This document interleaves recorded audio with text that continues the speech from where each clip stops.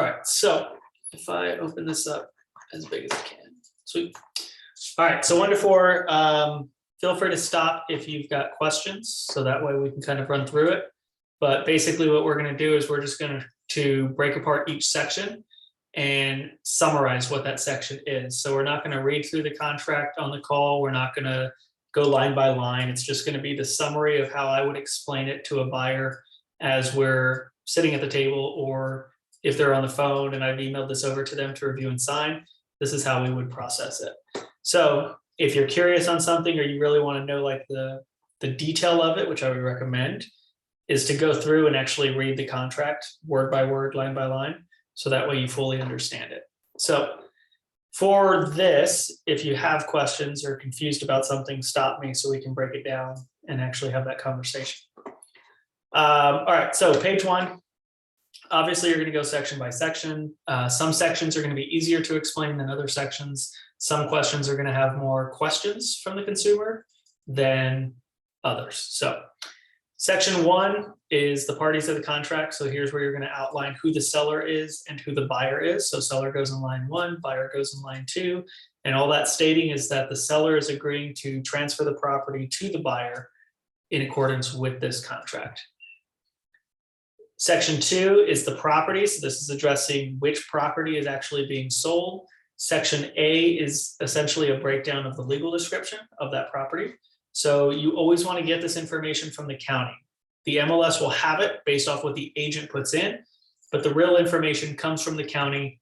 Lot, block. This is going to be like a subdivision name, the city, which city is it in, what county is it in, and then known as would be the address of the property. Section B outlines the improvements, which essentially states that anything that is permanently affixed to the property or built on the property is considered real property, is considered improvements of the property, and should not be taken with the seller when they move out. Okay. Accessories is anything that is not considered real property that is merely placed at the property that may not or may be leaving with the seller and not staying at the property. So a couple examples real quick on these things. Window shades and blinds are big common ones. Keys for the doors and things like that may not be kept at the property. So you really want to make sure that if there's something specific that goes to that property, you outline that they're going to keep that there. Okay. Exclusions, anything that is not going to stay with the property should be outlined here. This is going to be for those improvements and the accessory items. So anything that, let's say the seller is wanting to take the fireplace that's mounted onto the wall. They have this. Hey, Jonathan, can you hold on real quick? My computer volume is being blocked. Yeah.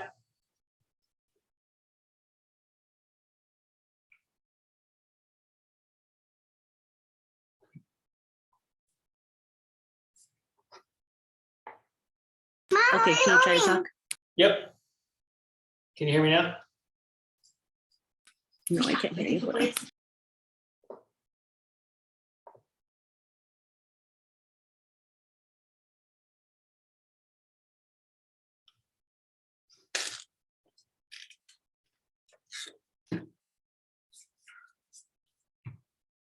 Okay, I think you're good. All right. How about now? Good now? What on I was hearing you just perfectly fine. it? The figure has changed. Did it connect to a headphone or something? Because I can hear you. It's a headphone issue. Okay, I just put you on my computer. Okay, continue, sorry. All right. So if there's anything that the seller is planning to keep, make sure it gets outlined here. If there's anything that's on the property that your buyer says, I do not want this to stay, make sure that that gets outlined on the exclusions. A couple of the big ones that we normally see: above ground swimming pools, jungle gyms and play sets, trampolines. A lot of times the sellers want to just leave it there and make it the buyer's as a gift to the buyer. Some buyers don't want that. So make sure you outline that on the exclusion, so that way the seller knows they have to take it away. Okay, last one here, Okay. reservation. Sorry, Go I'm ahead. gonna ask on exclusions. If something doesn't fit on there, where can we add more? Put see addendum A, or not addendum A, but see attachment A, and then you'll create like a Word document with it. Got it. Reservations, basically anything that has to do with mineral rights or trees or crops or anything like that should be on a separate addendum.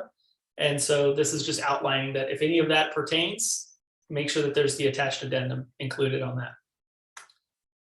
Sales price is what's the property being sold for. This first section here, cash, or section A, is the cash portion. So this includes down payments, this includes a full cash sale. Any part of the deal that is going to be cash has to be outlined right here. Okay, so if they've got a 10% down on a $300,000 house, this number here should be $30,000. Next is the financing. So are they getting third-party financing, meaning through like a bank or a lender? Are they assuming the seller's loan, or is the seller financing the deal for them? Any type of financing should be outlined here. So on a $300,000 house, $30,000 down, you're going to put $270,000 here on line 2 or line B. And then on C, this is the total sales price. Okay, so 300,000 should be here. A plus B equals C. Next, section 4 is leases. This is if there are any leases on the property, period. Okay, residential leases, fixture leases, for example, propane tanks out where you're at, these might be common, right? If they're renting the propane tanks instead of owning them. If somebody has solar panels or water softeners, make sure that they fill out this fixture lease. Next is the natural resources lease. Again, if there's anything that has to do with mineral rights or natural resources, there should be separate addendums filled out. Make sure you're including that with the contract, okay? If they note on the listing that there is natural resources that are being leased, you need to check off the appropriate box. If the seller included that in their additional docs, great. If not, make sure we put on here a timeline as to when the seller should have that over for the buyer to review. Next, page 2, we're looking at earnest money and option. The buyer has 72 hours, 3 days from the date that the contract was accepted in order to submit their earnest money and their option fee. Okay, so if you get a contract accepted on Monday, they've got Tuesday, Wednesday, and by 5 p.m. on Thursday, that earnest money should be in the title company's hands. Okay. First line here is going to be the title company or the escrow agent. Either one works. Right here is the address for the title company or where the escrow agent office is out of. This first dollar sign here is for the earnest money. The second is for your option fee. Section 1 is if there's going to be additional earnest money. A lot of times this will come into play if the buyer has a property that needs to be sold. They're going to kind of put on here and say, hey, we're going to put $5,000 earnest money now, and once this property sells, we're going to put an additional $5,000 earnest money. Or specific date, you know, I'm going to put $5,000 now, and in 10 days, I'm going to put another $5,000 for a total of $10,000. Whatever's outlined on your negotiation with the buyer, that would go here. Part 2 outlines that if the last day to deliver the earnest money and the option falls on a holiday or a weekend and where the office is closed, this extends it to that next business day. So for most times, it's going to be that next following Monday or maybe a Tuesday after that holiday. But if the holiday falls in the middle of the week, for example, Christmas Eve and Christmas, if it's on a Tuesday, Christmas Eve, Wednesday, Christmas, and the title company is closed, it's going to be due on Thursday after Christmas is over. Section 3, this is outlining how the earnest or how the deposits are going to be credited on the contract. So very first is option fee, that's the seller's money, okay? The second is the earnest money, that's good faith for the contract. And then last but not least is that additional earnest money. So if you've got a buyer or a contract that says, hey, I'm going to give you $200 in earnest money and $100 in option, and your buyer provides $200 to the title company, there will be $100 on the option fee, but there will only be $100 on the earnest money, so they still owe $100. If the full amounts are not received within those 3 days, the seller has the right to terminate. And if that option fee has been collected, that option fee is going back to the seller. The buyer will not get that back. So you want to make sure that the full amount is deposited within those first 3 days of getting that contract accepted. Next is section 4. This was a recent update on this 2021 version. Basically, it's outlining that the option money is going to be provided to the title company, but the title company is allowed to release the option fee to the seller at any time, whether the buyer is moving forward with the contract or decides to cancel. If the title company releases the option money to the seller, when the transaction closes, the seller is going to credit the buyer that option fee back as if it never changed hands. Okay. Section B is the termination option. This is the option period. This is outlining that they're going to have X amount of days with the unrestricted right to terminate the contract for any reason whatsoever. The example that I give to them is, hey, if we have an option period of 5 days and on the 5th day you wake up, you don't have your coffee and you stub your toe and you want to cancel the contract, you can cancel the contract, you get your earnest money back, the option money goes to the seller. Right? The most extreme possible, never had it happen, but that's just to show how loose the option fee or the option termination is. They can cancel for anything. So this is just outlining that. Typically, how many days? Is there like a typical amount of days, or is it just kind of whatever you and the buyer decide? It's really whatever you and the buyer decide. It's not, there's nothing standard.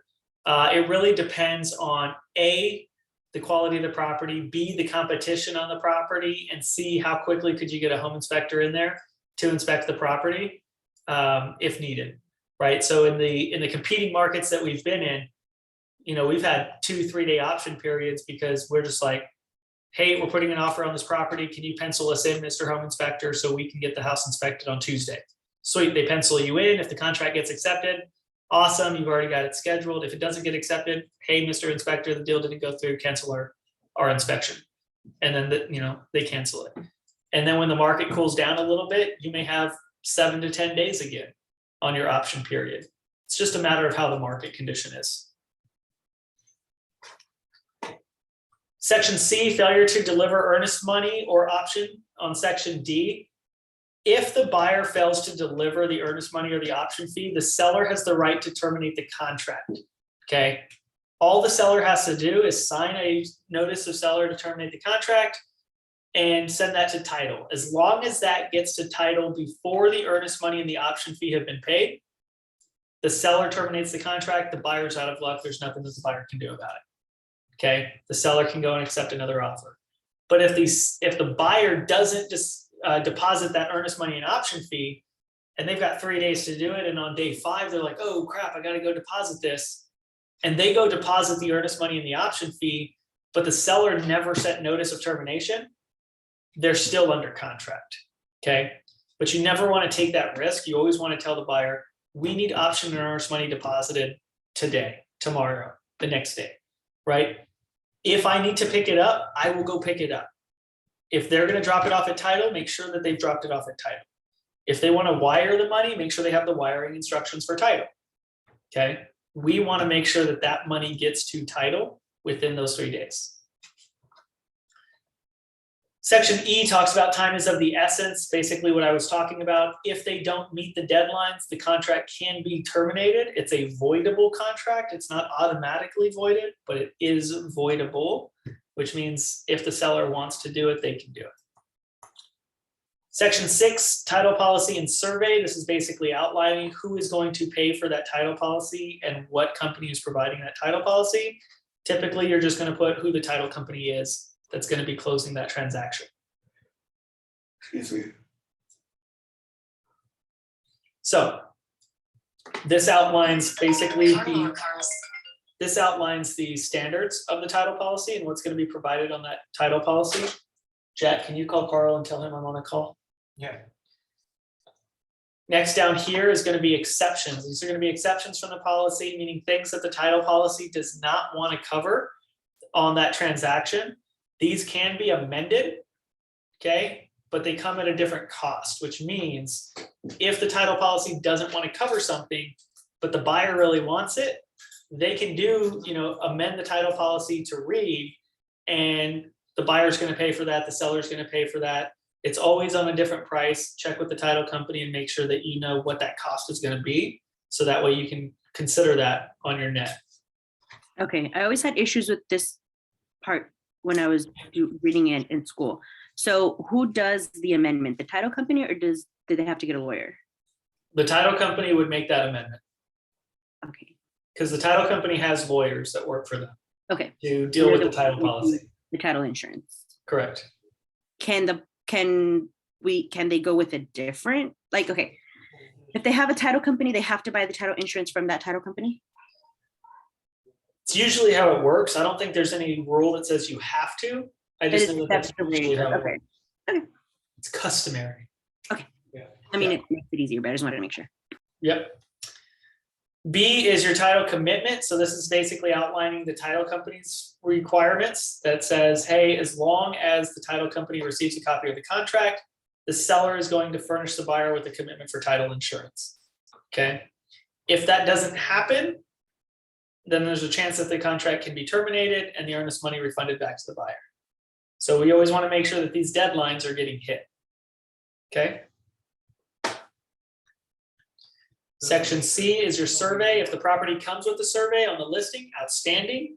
We can go ahead and put right here that 0 days because they've already provided it. If they haven't provided it, then we would put on here that the seller's going to furnish the title policy within that amount of time. If they haven't, if the seller says, hey, we don't have a survey, we're going to have to order one, or your buyers would have to order one if they want one. That's where we come down into sections 2 and 3. That says section 2 is that the buyer is going to pay for it. And the section 3 is that the sellers are going to pay for it. So you really want to have conversations with the listing agent to know which side of the transaction you're going to be doing. Okay. This one here, go ahead. Say again. How old can the survey be? As long as there hasn't been any major changes, it shouldn't be an issue. Okay. I've heard of some lenders or title companies kind of saying like, hey, it's 10 years old, it needs it to be renewed.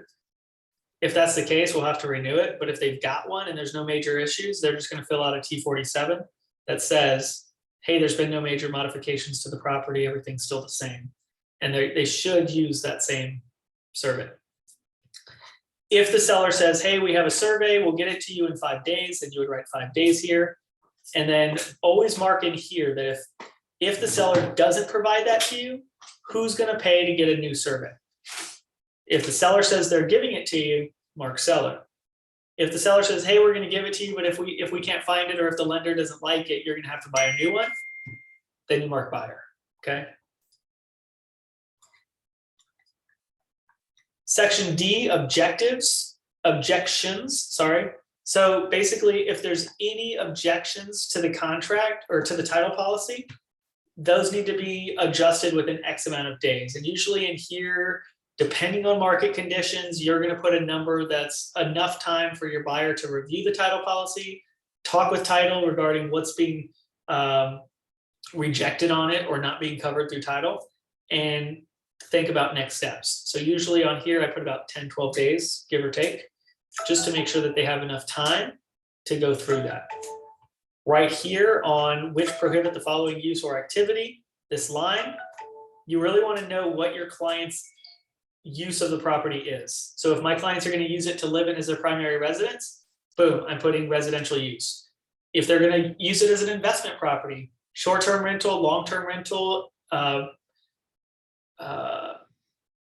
primary residence, commercial use, commercial space, whatever they're using it for, I'm going to put it right here, because if title pulls the deeds or the policy and it says, hey, this property cannot be used to run a business, and they want to run a daycare in the house and you put commercial use, well, now your buyer has an out because it doesn't actually provide to for use of what the buyer wants to use it as.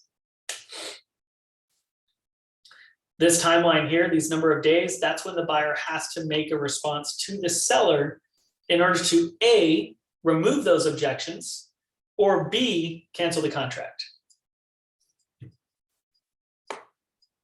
Section E is your title notices. Basically, what this is stating is that we advise our buyers to either get an abstract of the property. This is usually for really, really old houses that haven't transferred ownership for a lot of generations. They're probably not gonna have a title policy, but they may have an abstract, which would be done by a lawyer. Or a title policy, which is done by the title company. We recommend the title policy because it's more coverage, it's more protections to the buyer, but either one of them works. If they choose not to get any of them, that's a buyer's choice, but we have to have on here that we're advising them to actually do that.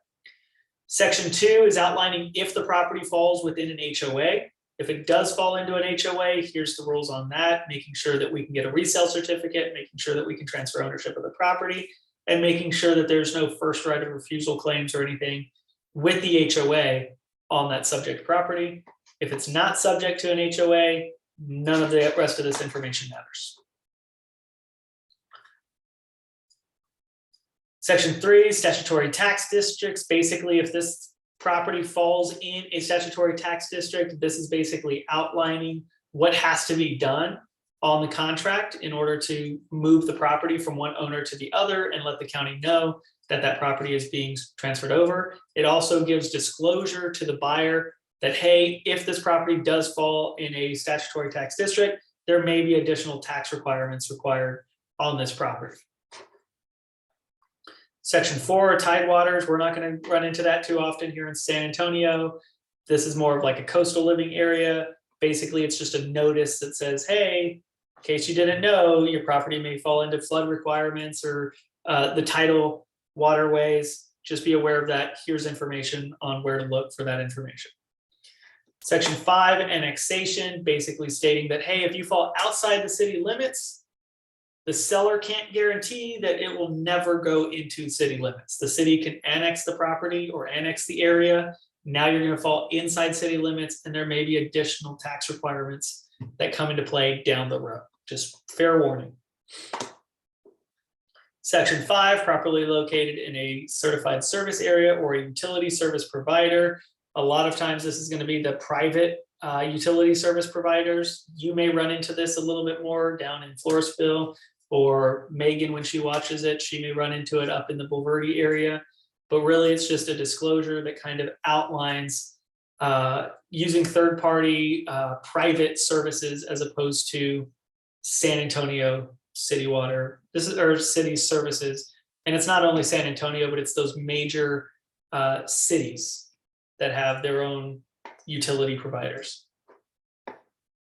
Section 7, public improvement districts. This is going to be one of like those big subdivisions that come in and they have everything, right? They've built out everything. They're like a mini city.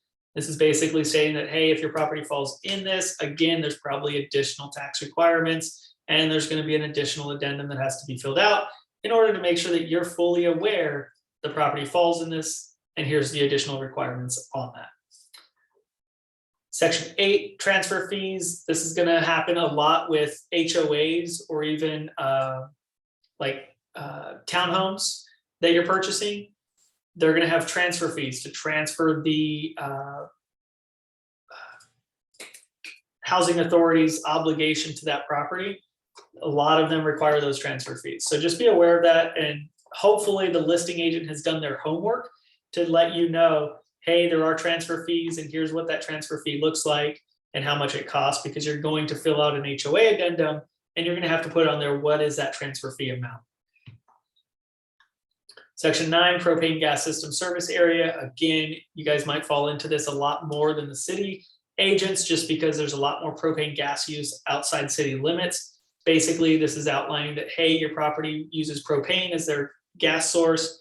It doesn't come from the city or a private utility company, and you will have to either buy a propane tank, rent a propane tank, and then refill it as needed.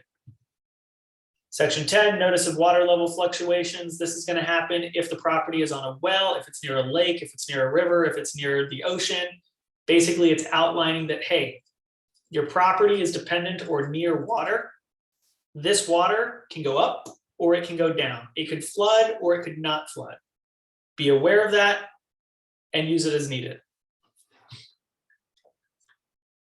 Section 7, property condition. This section A is allowing the buyer and their agents adequate use of the property to perform any inspections. It doesn't mean the seller has to agree to an inspection or agree to repairs. And it doesn't mean that the buyer can go willy-nilly. You still have to set up an appointment to go look at it. But if I call the listing agent and say, hey, my buyer would like to do a roof inspection at 5 o'clock on Friday, and it's Tuesday, there should be no reason why they would say, nope, you can't do it. But it also outlines that based on the type of inspection, if it comes with a own set of risk to the property, then the seller can reject it. So the main one that they mentioned here is the hydrostatic testing.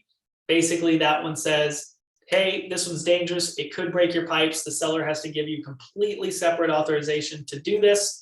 You can't do it without that approval. Section B is the seller's disclosure notice of their property's condition. Section 1 or B1 is that you have received the notice. Usually this is going to be on additional docs or additional information on the MLS. You can find it there. You've provided it to the buyer. They've reviewed it. You check off this box. Or maybe the buyer hasn't received it because they didn't upload it. So you're going to tell them within 5 days or whatever. I normally do 5. Within 5 days, you're going to provide me with this notice. Now, the nice thing about this on a buyer side is that's 5 free days of an option period, right? If the buyer doesn't receive the notice, the buyer can terminate at any time prior to closing if they don't receive it within those 5 days, okay? If the seller does deliver the notice, the buyer can terminate this contract for any reason within 7 days after the buyer receives the notice prior to closing. So if we put 5 days and they deliver it to us on day 5, we now have 7 days to terminate the contract, which basically gives us 12 days of a free option period because they didn't provide us with the seller's notice. So when you're going through competing markets and they're like, oh, we don't want to have an option period because we've got 3 other offers, but they also don't have the seller's disclosure. Okay, no option period. Let's do this. And we still have 12 days of an option period up to, right? Based off my scenario. At the very least, you'll have 7 days. Next is the seller is not required to furnish the notice under the Texas Property Code. There's only 8 reasons why a seller doesn't need to furnish that. So understand that you're probably going to need one. And if somebody doesn't have one and they say, oh, I don't need to give you that, it's not required based off Texas Property Code, talk to me and we'll go over it and see if it actually falls under that umbrella. Section C, seller's disclosure of lead-based paint. If the house was built before 1978, we have to have this on every transaction. Section D, acceptance of the property. This is basically stating that the buyer is agreeing to purchase the property how it sits today. It doesn't mean that they're not going to get a home inspection. It doesn't mean that they're not going to want repairs. It doesn't mean that they're going to buy the property. All it's saying is that, hey, based off what we saw today, we want to move forward with this contract. Let's make it happen. Okay. Now, if they agree to buy the property as is and they don't have an option period and they don't have any other ways out, they're buying the property as is. If they have an option period, they can always go back and renegotiate based off what they find during that option period or cancel the contract. If you walk in and you notice that the door is falling off the hinges, well, you could put right here that the buyer accepts the property as is, as long as the seller actually makes repairs X, Y, and Z. And outline those initial repairs right here, which automatically obligates the seller to do it if they agree to the contract. Section E, lender required repairs. If during the appraisal there's repairs that are required, the seller agrees to do that. However, if the cost exceeds 5%, then the buyer can terminate the contract and the earnest money will be refunded to the buyer. Section F, completion of repairs and treatments. Unless otherwise written, get the repairs done by a licensed contractor with insurance and they're insured and bonded, and then provide the receipts to the buyer's agent no later than 5 days prior to closing. Okay. Environmental matters. If there's any negative aspects to the property, wetlands, toxic substances, lead in the soil, asbestos on the property, those things have to be disclosed to the buyer. If they're not disclosed and they find out about it, the buyer can terminate. But there's also additional addendums that should be filled out for this issue through TREC. Section 8, residential service contracts. This is going to be your home warranty. If you're asking the seller to pay for the home warranty, this is the amount that you're going to put in here. If you're buying your buyer a home warranty, the amount is 0. If your buyer is buying their own home warranty, the answer is 0. This is only if the seller is paying for the home warranty coverage. Section 8, if you have any interest in the property or it's an immediate family member that's buying or selling the real estate, it should be outlined right here. If you know that the listing agent is the seller, related to the seller, or owns a part of the property, you should put on here, listing agent is seller, listing agent is related to seller, because they should be disclosing that in the MLS as well.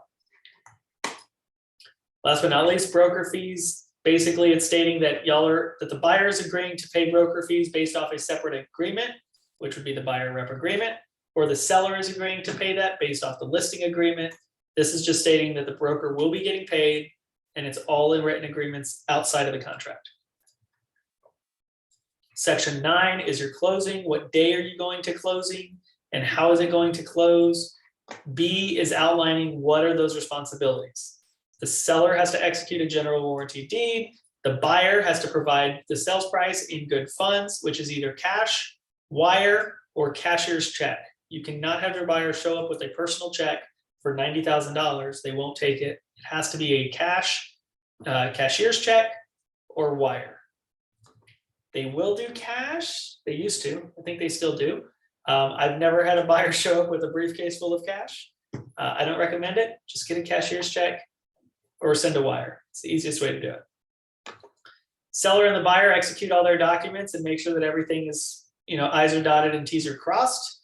And then last but not least, there's going to be no liens or assessments on the property, and it's going to go to the buyer free and clear. Section 10, possession. It's outlining when will the buyer take possession of the property. Normally, it's going to be upon closing and funding.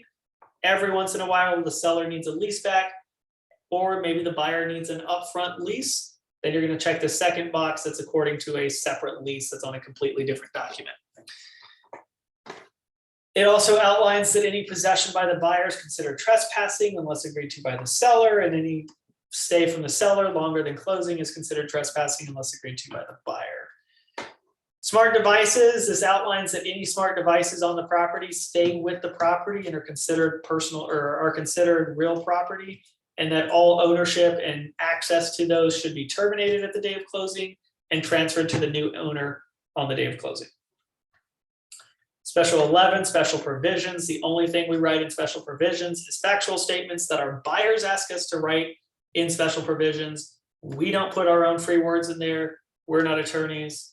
If they have an attorney, their attorney can draft a document and we can specify on here, see attachment, whatever, by buyer's attorney, and just direct people to see that attachment. 9 times out of 10, this is going to be empty.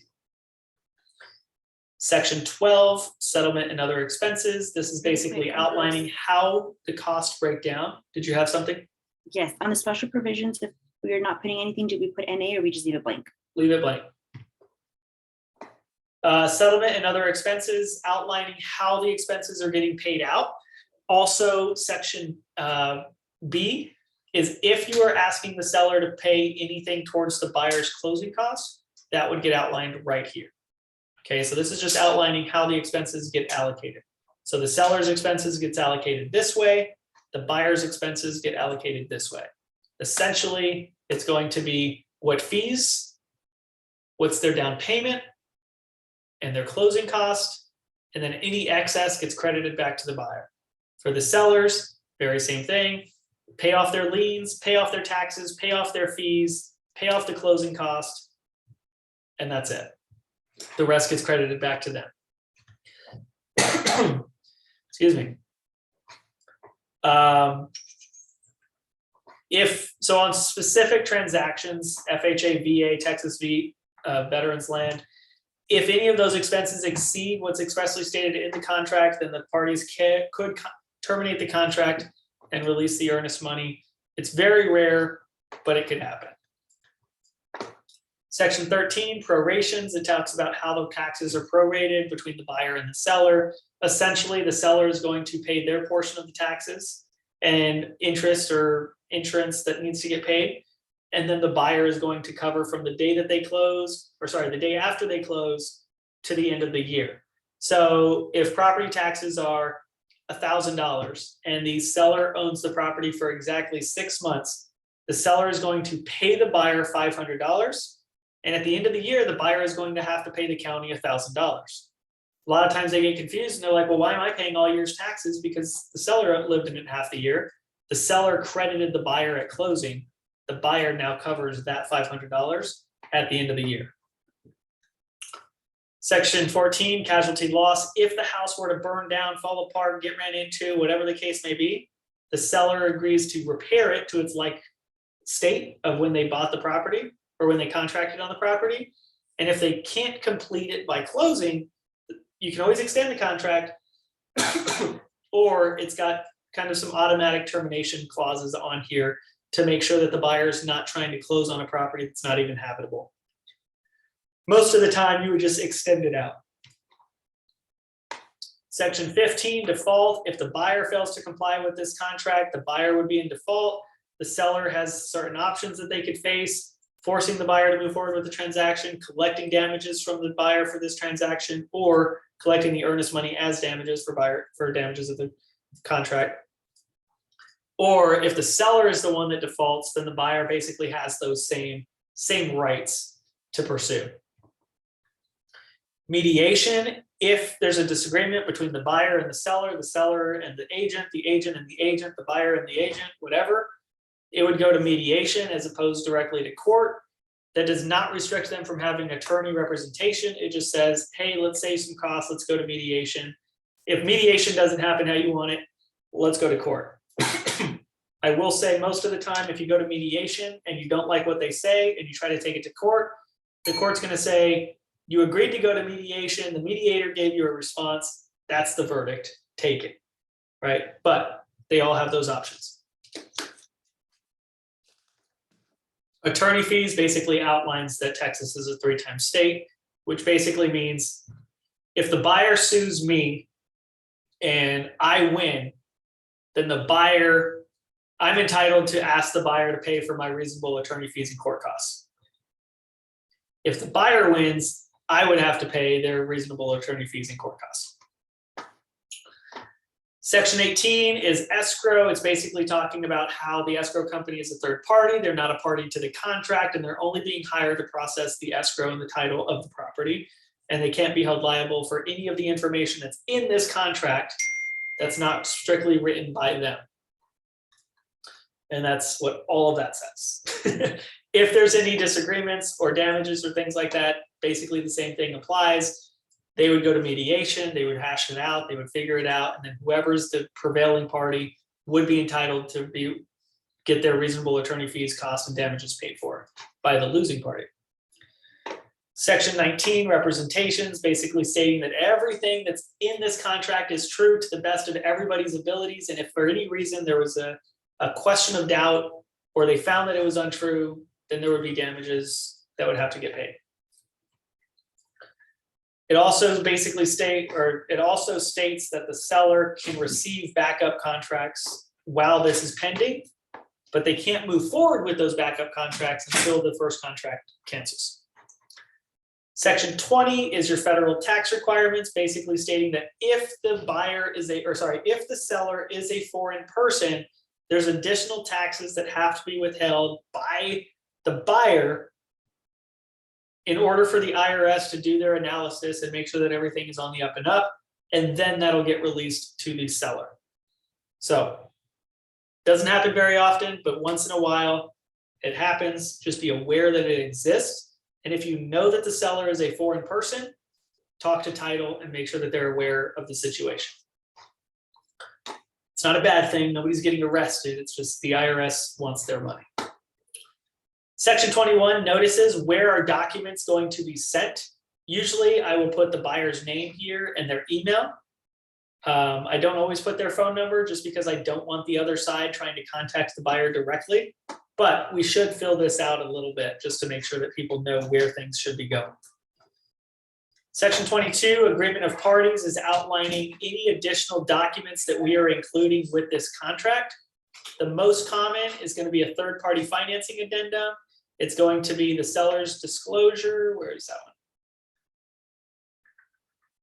Third-party financing, addendum for property subject to amendment to our membership in an HOA or a property owners association, concerning right to terminate due to lender's appraisal, and then we would write in here non-realty items addendum, for example. Section 23, consult an attorney. If they don't know what the contract is stating, they have the right to consult an attorney. We should encourage them. If they do ask, should I hire an attorney? Hey, if you feel like you don't have an understanding of the contract, I'd recommend getting an attorney, because we aren't attorneys. We just understand the contract. If they don't have an attorney and they're not hiring, I put right here on buyer's attorney if you're representing the buyer, or seller's attorney if you're representing the seller. None at time of signing. What that does is it says, hey, we don't have an attorney right now, but we're going to keep the option open in case we ever need to bring one in. So none at the time of signing.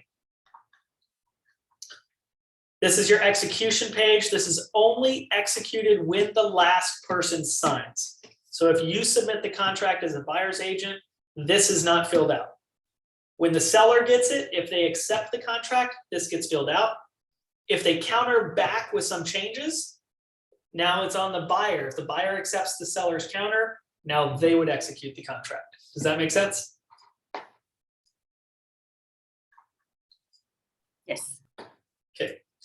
Section 10, or sorry, page 10 is an informations page. This is where you're going to outline the information. Officially, you should put your information on the broker, the other broker firm side, the left-hand side, if you're representing the buyer. But to play nice in the sandbox, to really build that rapport with the other side, I always fill out the listing side as well based off their offer instructions. That way it makes it a little bit easier for them. So that way when they look at it, they're like, oh, Jonathan's going to make it easy for me. I'm going to take Jonathan's offer because it's easy. And so it's already filled out for them as well. If you're only representing the buyer, make sure to check buyer only. If you are representing the seller and then the buyer comes and it turns into an intermediary, now you want to check seller and buyer as an intermediary and only fill out this side on the listing side. If you are showing another agent from Real their listing, you're not the other broker firm, you're still under the listing broker firm. It is an intermediary, even though it's not specifically you, and you would come down to selling associate. And you would fill out the bottom portion of this with your information if you're the buyer's agent, and the top portion if you're the listing agent and it's somebody else's, or sorry, the top portion if you're the listing agent, or the other agent's information if they're the listing agent within the company. Does that make sense?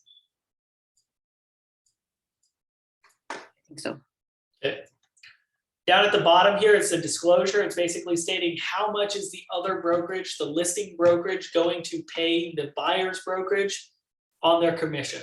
This is outlined on the MLS. Just put that number in here, 3%, 2.5%, 1%, whatever that number is, you stick that right here. I always put blank percent, so 3% of the final sales price. And what that means is if the price goes up, my commission goes up. If the price goes down, my commission goes down, but at least they can't say, oh, well, the list price was $350 and we negotiated up to $375, but we're only going to pay you at $350. No. Whatever the sales price is, that's what I'm getting paid from. So blank percent of final sales price. And page 11 is your receipt page. This is where when the option money is turned into title, when the earnest money is turned into title, and when the contract is turned into title, they're going to fill out this information. You are not filling out this information. They will fill it out. They will send it back to you. This will get uploaded into our transaction management system. Okay. Does all of that make sense?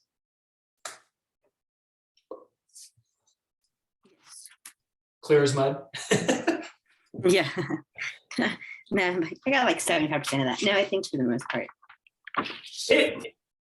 It's overwhelming at first because it's a lot of sections and it's a lot of information, but as you're going through it and you're filling it out, it becomes easier and easier. we went in and created a sky slope template for you, right, on the purchase side? For the buyer, yes. Okay, so with that, if you fill out as much information as you can on there, it's gonna make your contract writing so much easier. So it'll go by a lot faster. Okay, so make sure your template is good. If you have questions on it, let me know. And we can always get together in person or over Zoom, whichever is easier, and get it knocked out. So that way you have your template ironed out to be able to knock out those contracts when the time comes. Okay. Any questions on the 1 to 4? I think we're good. Okay. Well, if you do, let me know. We've got our coaching call now, so we'll jump off, take a quick break, and then jump on with Jeff. And then I'm gonna get your business cards and I'll let you know when I'm headed back down that way so we can try to meet up. Okay. All right. That's good. See you soon. Thanks. Bye.